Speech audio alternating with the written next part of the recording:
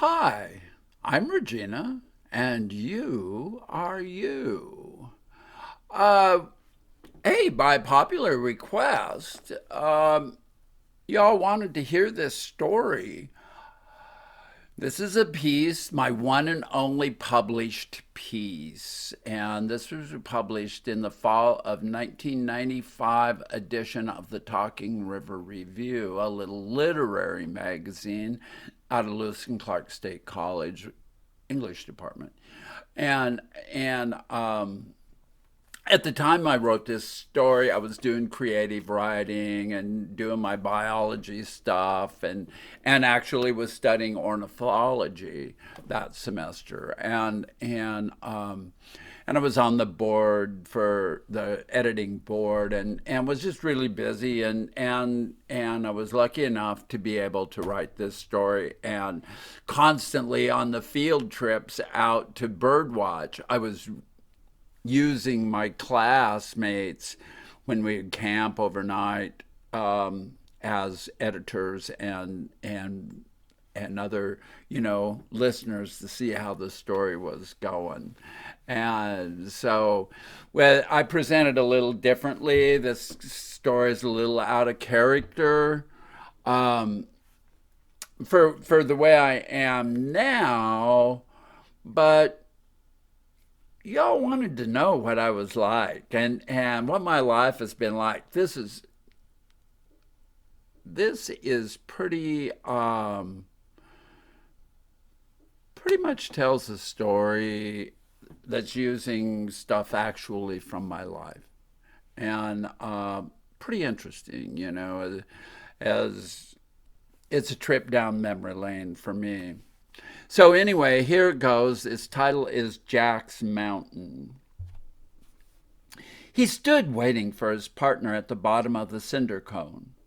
Billy lifted his hat and scratched his head, running his fingers through his sandy gray hair. He glanced at his new cap and the USBS stenciled across the front in big, bold letters. Today was the first day on his new job working for the U.S. Biological Survey. It was odd starting here in this valley where 10 years before he found a personal hell. He glanced across the river at what once had been the town of Montour, bought out sometime in the 60s because it sat on the 100-year floodplain of the Payette River. 6 swans lifted from the slough on the opposite side of the river, and he grabbed the notepad from his pocket and marked the count. Come on, God damn it, today. Glenda, his new partner, should have been here half an hour ago. Neither one of them thought much of censusing turkey vultures for the summer's work. Passerines were preferred. Sit and count for 10 minutes, move to the next point, and do the same thing till 10 in the morning. Go to the office, compile the information, and go home. Instead, they drew climbing all day to do nest counts of possibly the most vile of Idaho birds, the turkey vulture. But it was better than nothing. Billy lit another cigarette, turned and watched the river creep toward Black Canyon Reservoir. The cinder cone stood on the edge of the Montour floodplain, forcing the Payette to bend before entering the reservoir. Formed sometime during the Tertiary period, the cone seemed out of place here. The canyon started about a mile down the river. 10 years earlier, he had worked at the ranch which lay at the bottom of this hill, when he was sober enough to work. He smiled, threw his cigarette down, and crushed it with his foot. I haven't got all day. Billy moved to the back of the new U.S. government pickup and grabbed his day pack. He checked the contents, water bottle, snakebite kit, a bologna sandwich with cheese, a Twix candy bar, and a Peterson's Field Guide to Western Birds. No binoculars, no paperwork. He looked into the cab of the truck, found both, inserted the data sheets in the pack, and hung the binoculars from his neck. "Mount up," Billy said to no one in particular, and threw the pack to the other side of the barbed wire fence. A 6-wire fence in good repair can be hard to cross, but Billy found sagging wires not far from the truck.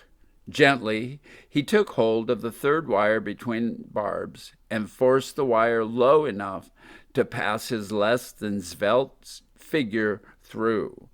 Immediately, Billy snagged his new government-issue shirt on the wire. But by retracing his movements, he freed himself. As he shifted his weight from one to the other side of the fence, his grip on the wire slipped. The embarrassment was greater than the pain as he tried to extricate the barb from the crotch of his pants. When he had freed himself and was standing on the other side of the fence, a quick damage check noted the 2-inch tear in his skin near the wrist. Hell of a way to start, he thought as he reached for the day pack and Band-Aid. After a quick first aid, Billy looked around. No sound of another car coming, no Glenda. What the fuck? He started climbing. The hill, covered with bunch grass, sagebrush, and boulders, offered little protection from the sun, and after 10 minutes, Billy was sweating and out of breath. Jack's old farmhouse was now in sight. Billy wondered if the wonderful people in the sweet Montour area had run him off yet. Even though Jack had lived in the area for 15 years, he was still a newcomer. Instead of running his cattle on the range, Jack used a pasture and feedlot system. The old-timers didn't think much of the change. Jack didn't even drive around in a pickup, a new Cadillac, or not leave the house. But these were eccentricities. Things got out of control about the time Billy arrived. Jack had plowed up pastures, planted row crops, and hired wetbacks to work the fields. Billy thought, if I just get a little higher, I'll be able to see the valley. He drifted up the hill and back in time. Billy, lost in thought, didn't notice the 2 large birds briefly circle overhead and glide off toward Pearl across the river. Billy considered the valley the most unfriendly in Idaho and smiled when the thought, sweet Idaho, crossed his mind. 10 years ago, he came here to hide, to lick the wounds from a nasty divorce and start over.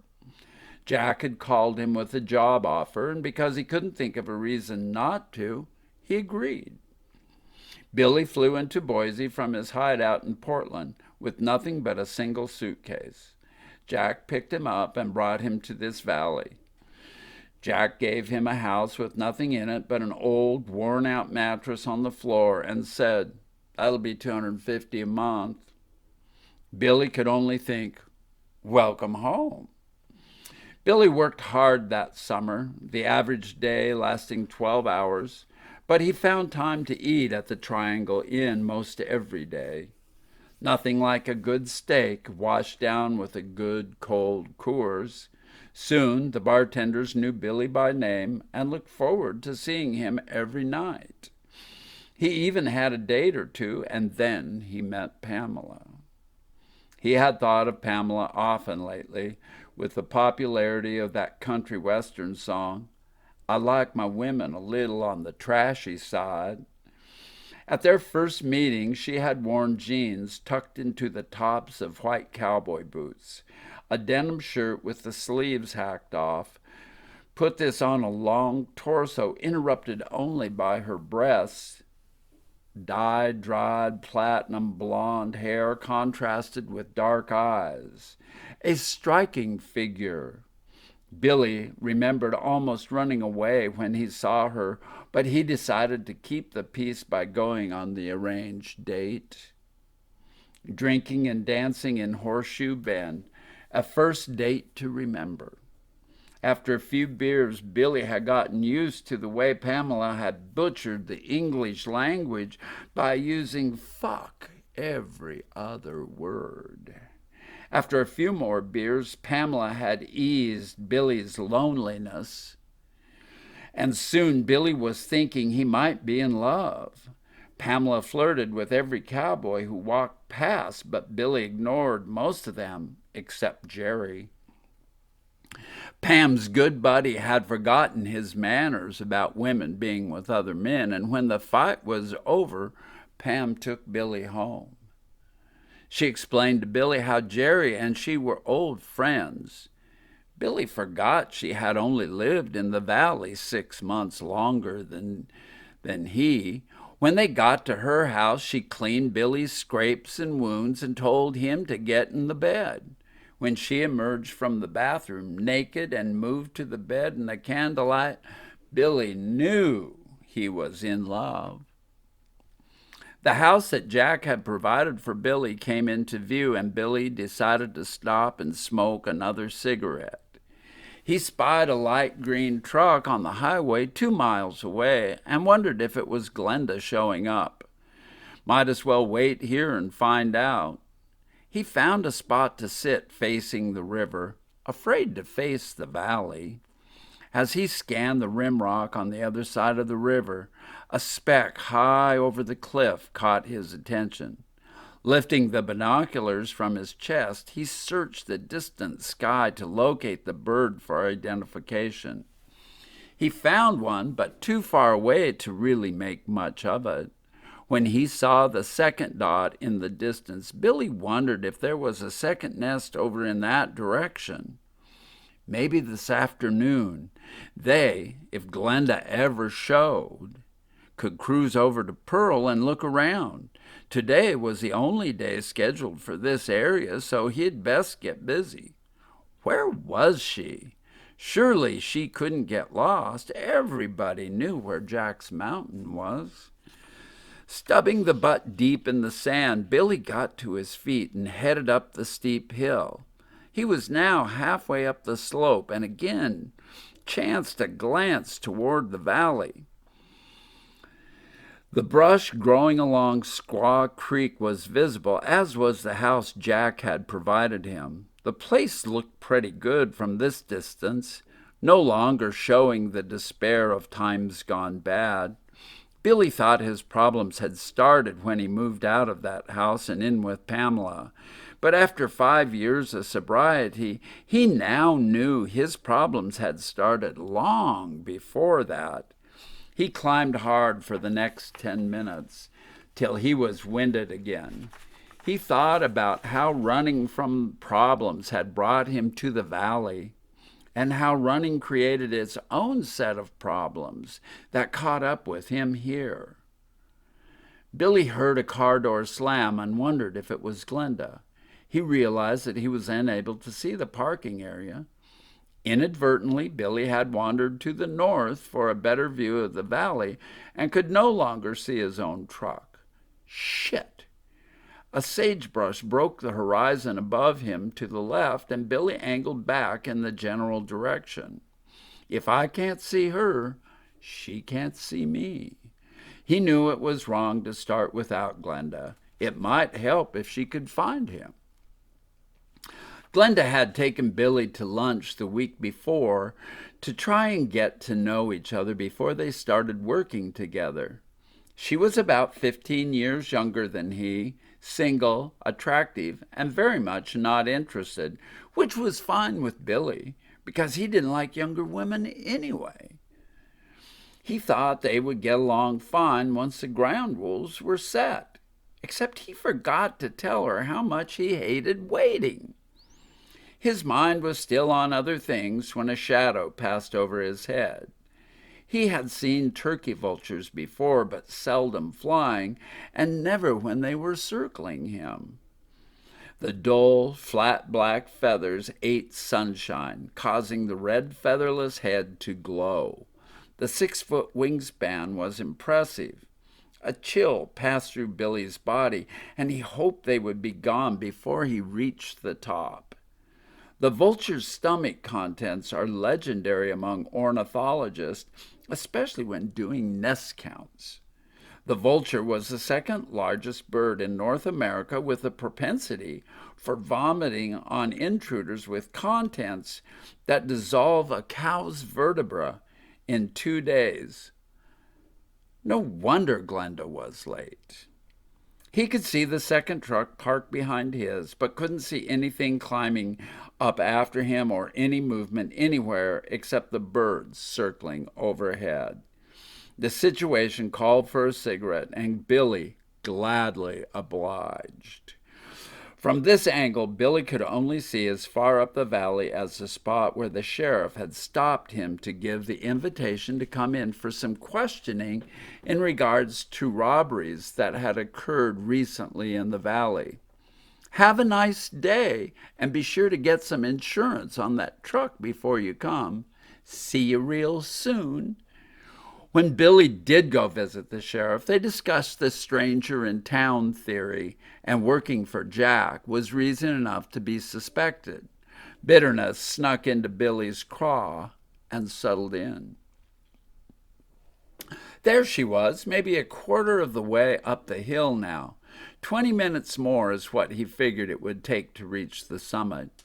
He tried to remember how the top was laid out, where the nest would be, and how easy it would be to get to. He turned and glanced to check Glenda's progress. She was making pretty good time. She was younger and didn't smoke. Probably make it with only one rest stop. He ambled on. Billy's mind wandered between his job and the valley up the road. He could see it all now, the town of Sweet, and if he squinted, he thought he could make out that little trailer where he had lived with Pamela for those 4 months, across the creek from Squaw Butte on a knoll about a mile the other side of town. The night in Horseshoe Bend was the first in many nights that Billy never made it home. When work for the day was done, he would head for the bar, call Pam, drink together until closing, go to her home, and return to work at 4 in the morning. 2 weeks later, he officially moved in. The schedule was tough, but Billy figured if he didn't keep it, somebody else would. Their relationship went bad after Pamela had voiced her opinion of Jack. That motherfucker ever get off his ass today and help you when the pump broke? Everybody in the fucking valley knows he's the laziest son of a bitch there ever was. I heard that he got that place from a gambling debt, and now he's hired Mexicans to do his shit work. We sure don't need them in the valley. Hey, they're people too. Besides, nobody else will work row crops around here. What the fuck you sticking up for him for? You know, and I know, if you keep working there, you'll never survive in this valley. What do you want me to do? Quit? Billy turned to walk away. Yes. The only reply Pamela heard was a mumbled, bitch. So he did. More time together and more time to drink. This had made her happy for about a week. Billy turned into a bum for not working. Money was short, and Pamela voiced her intentions about feeding freeloaders. Alcohol always makes a nice fuel for fire, and Billy wasn't going to listen to this shit for long. Every day ended the same way. First the fight, then making up. Sometimes Billy wondered if the making up was worth it. He guessed Pamela had wondered the same thing. One night, after some serious drinking, he went home and found all his belongings on the porch. New locks and nobody home. No note, no kiss my ass, nothing. Billy pondered being homeless, unemployed, and drunk at 3 o'clock in the morning. An outcrop of rock now separated him from the summit. He heard the scratching and mumbling of the nestlings, but still couldn't see them. But he could see the old whorehouse that sat next to the highway and the hot springs. the one place he had wanted to buy in the valley, not because of the hot spring, but because of the whorehouse, the screened-in porch that encircled the entire second floor. Even from here, he could see the ghosts of the girls parading around the porch in various states of undress. The place was probably close to 100 years old and hadn't operated in that capacity since the 50s. Billy and Pamela had snuck into the hot spring once for an evening of relaxation. After the second bottle of Riesling, Billy told Pam about the ladies watching from that porch overlooking the pool. She listened as he told her of the glasses clinking, the occasional man yelling, "Get your butt back in here!" the laughter, lounging in petticoats, and naked women running from room to room. Pam's look became serious as she told Billy how her one big regret in life was never being a prostitute. The idea sounded good to Billy, and he moved toward her. Billy looked again to see how Glenda was coming along. He was glad he had gotten here first because he wasn't sure he could keep up with her. She was coming fast. He reached to find a handhold on the rock and noticed his arm had started bleeding, with the Band-Aid hanging by one side. With his other hand, he pulled the other side loose and dropped it on the ground. After he found a place for his foot, Billy pulled himself up to the top of the outcrop. Without standing, he peered over the edge to locate the nest. The vulture was as surprised as Billy. With two swift beats of his heart, the big bird lifted off. The tip of the primary flight feather gently brushed Billy's head, knocking his hat down into the nest. Shit! The vulture's screech as it dove at Billy nearly curdled his brain. He put his arms over his head and prayed to a power greater than his own. He smelled it even before it hit him. He felt the wind of the wings as the wet stomach contents splattered from his shoulder to his head, but the center of the attack had been the cut on his arm. The acidic juices now seeped into that small cut, and Billy decided he wasn't going to lay there and wait to see what would happen. Heart racing, Billy took a second to think about the nest over the edge, how many, how far, how old, and how his arm cried out for attention. So this is why I need a partner. As he stood to leave, he looked over his shoulder to locate the vulture, which was coming hard, straight at him, 2 steps to the edge. As he finished that first step, the vulture hit him between the shoulder blades, and Billy had his first flying lesson. The outcrop was only 4 feet tall, not much to fly off, but the hill was steep. Billy first touched ground about 8 feet below the bottom of the outcrop and started rolling. Billy wasn't losing any speed as he rolled down the hill. Finally, a sagebrush slowed his descent enough for him to get turned around with his legs out straight, and he started sliding to a stop. Billy opened his eyes one at a time, and when the world stopped spinning, he saw Glenda, not 30 feet from him, standing, frozen, horror etched into her face. He smiled. "Thanks for coming." "Are you okay? Don't move." "Is that bird still coming?" "Just circling overhead." As Glenda moved closer, her look of horror changed to one of revulsion. "You stink. Just a little cologne for my favorite girl." "Seriously, Billy, where does it hurt?" "I'm not sure we got the time to list every place. Just give me a minute." "God damn it, Billy, be serious." A pain look crossed Billy's face. "I'm not sure I want to know. With reality comes pain, and with pain comes reality. Can we get out of this valley?" She smiled. "Philosophy doesn't work very well when you're laying there covered with dirt, blood, and regurgitated carrion. What happened up there, Billy?" "You don't want to know. Let's go." "We have to finish the count." Glenda, there is a nest occupied by 2 nestlings, about 2 weeks old. Sex was not determined due to lack of time, and you can't tell anyway. Can we go now? Billy slowly sat and inventoried his condition. The day pack was gone. Binoculars were gone. He looked up the hill to see where he had been. Strewn on the hillside, the contents of the day pack appeared to be no more than litter. He stood and started down the hill. Glenda fell in beside him. You need any help? A drink would be nice. Strongest I've got is water. Billy took a pull off the water bottle, looked sideways at Glenda, who was watching him intently. What? We need to get you cleaned up. There's a swimming hole over by the bridge.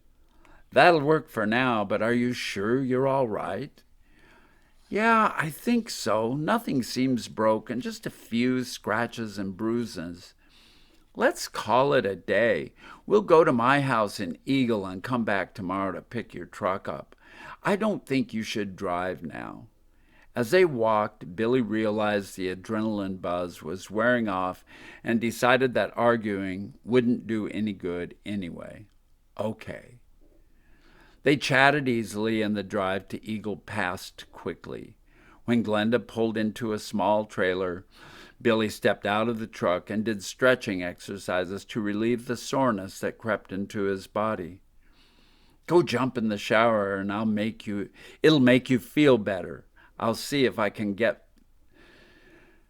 something for you to wear. In the shower, Billy nervously surveyed the surroundings, recalling his trip up Jack's Mountain. The trailer was similar to the one Pam had in Sweet, but he had shrugged it off. Paranoia, he guessed. Forget it. Hey, did you find anything for me to wear? Billy glanced both ways down the hallway. Glenda was not visible. He stepped into the bedroom and froze. Just past the end of the bed, in the closet, sat a pair of white cowboy boots. Billy wasn't sure whether to run or to give in to a drink and enjoy himself. Ignoring the implications, he walked to the closet, rolled the door closed. He sighed as he wrapped himself in the robe and laid on the bed. Billy, you want a drink? Water, please. He smiled and closed his eyes. So there you have it. And, let me know in the comments what you think. I enjoyed reading that, and that was really a trip down memory lane for me. And just a crazy, crazy area. And,